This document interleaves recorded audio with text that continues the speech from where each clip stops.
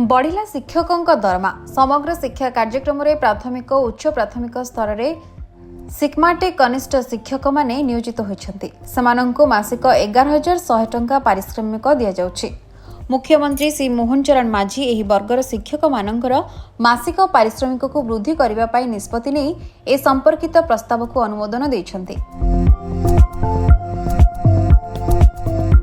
मुख्यमंत्री निष्पत्ति अनुसार एही शिक्षक मानक मासिक पारिश्रमिक 11,100 टंकार वृद्धि पाई 16,000 टंका करा जायछि। एहा सहित एही वर्गर शिक्षक मानकर ईपीएफ परिमाण मध्य 1443 टंकार 1950 टंका को वृद्धि पाइछि।